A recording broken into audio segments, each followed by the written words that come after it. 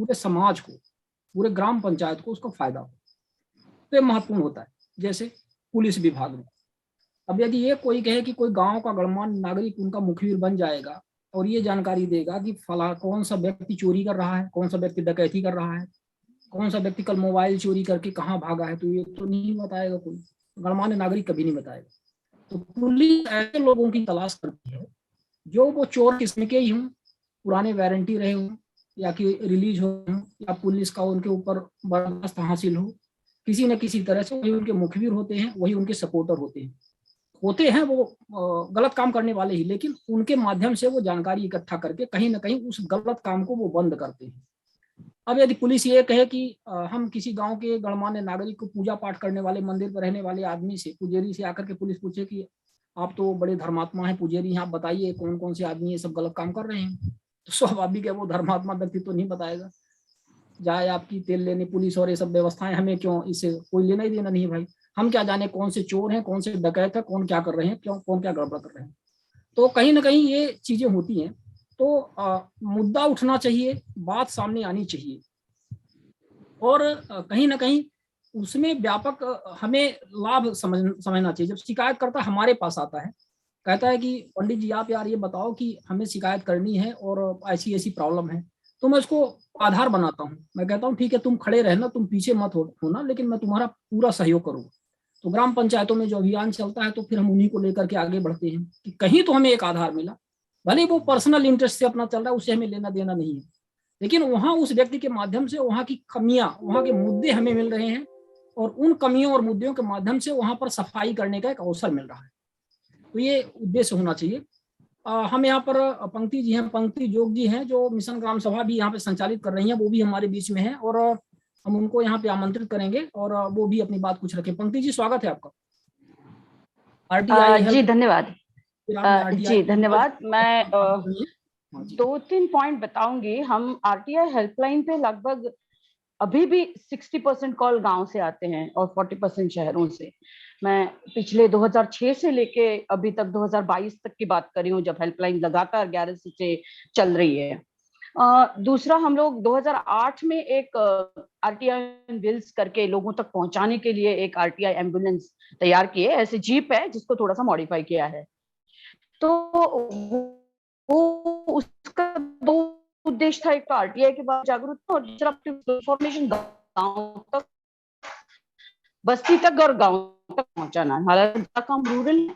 तब जब गांव में जाते हैं तो अभी जो वक्ताओं ने कहा एग्जैक्टली वही बात है कि लोग के हिसाब से जो गांव के लिए, गांव में अपना वाली जो भावना थी वो भी कहीं पे निकल गई है। और इस सबका परिणाम जो भ्रष्ट लोग थे उन्होंने बहुत अच्छे से इसका फायदा उठाते हुए पूरे पंचायतों पर कब्जा करते हुए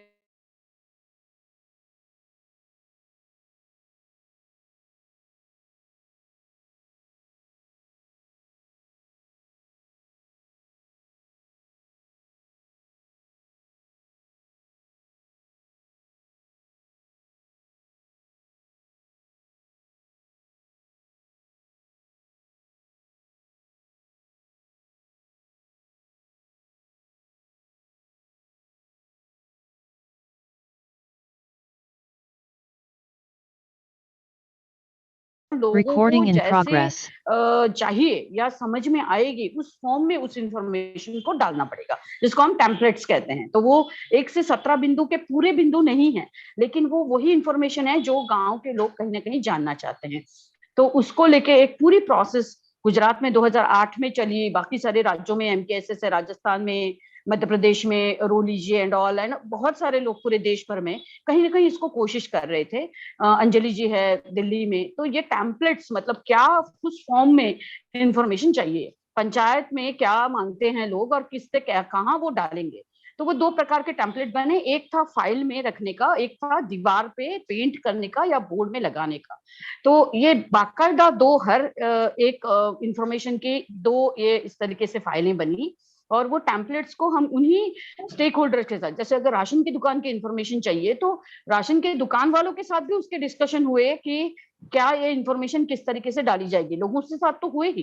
तो उससे वो टेम्पलेट्स, मैं 100% 4-1 भी नहीं बोलूंगी, लेकिन लोगों को चाहिए उस तरीके की कंप्लीट इंपॉर्टेंट इंफॉर्मेशन उसमें आती थी। और उसको फिर जब टास्क फोर्स आरटीआई का बना था दिल्ली में, उसमें मैं, निखिल जी और 6-7 अंजलि जी, वेंकटेश जी वगैरह थे, और फिर गवर्नमेंट के डिपार्टमेंट्स थे।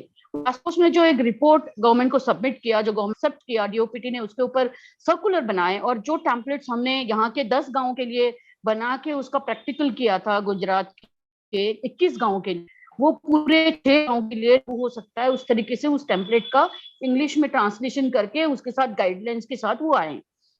तो ये बात थी उसके बाद उसका इम्प्लीमेंटेशन होने का। तो आज के दिन में हमारे हाथ में क्या है कि वो जो टेम्पलेट्स हैं, क्या हर इंफॉर्मेशन कमिश्नर, हर सूचना के कार्यकर्ता, हर सामाजिक कार्यकर्ता जो गांव में काम कर रहे हैं गांव के विकास के लिए, क्या वो इंश्योर कर सकते हैं, या ये डायलॉग के से थ्रू, वीडियो के तरह डायलॉग के थ्रू, या कानून में जो उनके पास प्रावधान है उसके थ्रू, कि ये इंफॉर्मेशन लोगों तक पहुंचे, जिसमें पीएचसी पे कौन सी दवाई फ्री में मिलेगी, वहां से लिस्ट से लेके, स्टॉक से लेके, तो वो गांव का पटवारी कौन से दिन गांव पे आता है और उसका टाइमिंग क्या है, इतनी छोटी इंफॉर्मेशन भी है। तो वो एक काम करने जैसा है, जिससे कहीं ना कहीं ये विशियस सर्कल तोड़ सकते हैं। क्योंकि आज क्या है, लोगों का विश्वास हो गया, लोग जा नहीं रहे, लोग जा नहीं रहे, इसके लिए व्यवस्थाएं और खराब हो रही है। इस सर्कल को तोड़ने के लिए कहीं पे पुश चाहिए।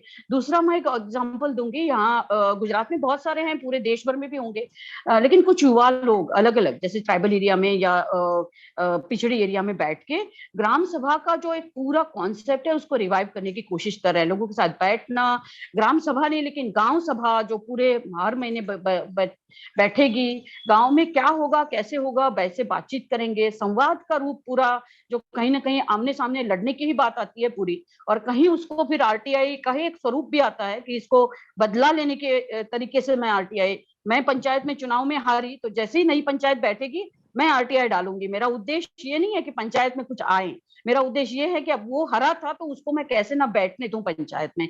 ये दिख रहा है लिटरली, मैं परसेंटेज में कम है लेकिन बहुत आज के दिन में आरटीआई जो गांव में हो रहे हैं उसके कंपैरिजन में ये एक महत्वपूर्ण बिंदु है। तो वो वापस सूचना का अधिकार को सत्याग्रह का साधन के हिसाब से अगर नीचे स्प्रेड करना हो तो बहुत जरूरी है उसमें जिम्मेदारियां, अधिकारी के साथ जिम्मेदारियां की एहसास और वो लोग खुद करें।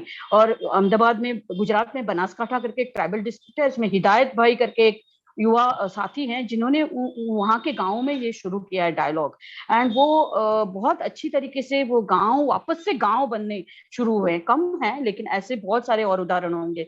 दक्षिण गुजरात में एक ऑर्गेनाइजेशन है आर्च वाहिनी, जिन्होंने शुरू किया है कि ग्राम सभा अपनी तरीके से स्वायत्त तरीके से कैसे काम करेंगे। तो मुझे लगता है ये प्रयास जो है वो शायद छोटे से ही आज एक छोटी सी शायद हमारे लिए जोत है कि जो हम जिसको लेके हम आगे चल सकते हैं। मैं लास्ट वाला एक उदाहरण दूंगी। हमारे यहाँ एक पटवारी हुआ करते थे, याकूब भाई कोठारिया, जिनका ये टास्क फोर्स के फाइनल रिपोर्ट में भी नाम है। वो पहले से एक लोक गायक थे, तो वो जहां जहां पटवारी बने वहां वहां वो हमारे यहाँ 400 जितनी स्कीम्स हैं जो गांव के लोगों के लिए उपयोगी हो सकते हैं, जन्म से लेके मरने के बाद अंत्यविधि तक के। लेकिन ये जो इम्पोर्टेंट स्कीम्स है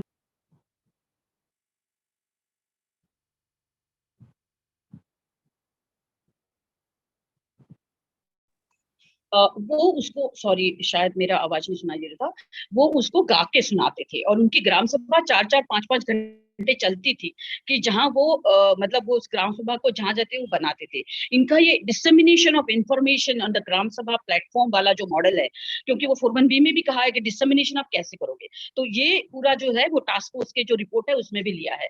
इन चीजों को पकड़ के right to information for right to food, right to information for NREGA, right to information for Panchayati Raj, इस तरीके से जो प्रावधान दोनों को इकट्ठा करके हमें आरटीआई का स्प्रेड करना पड़ेगा, छोटे छोटे मॉड्यूल्स बना के लोगों को तैयार करना पड़ेगा। जाएगा। It's not alone RTI, it's not alone right to food, लेकिन दोनों को मैं इकट्ठा करती हूँ। तो सोशल ऑडिट और वो लोगों की निगरानी और वो निगरानी समिति और इंफॉर्मेशन सामने से मिलना, वहां तक एक पूरा हम प्रोसेस देख सकते हैं।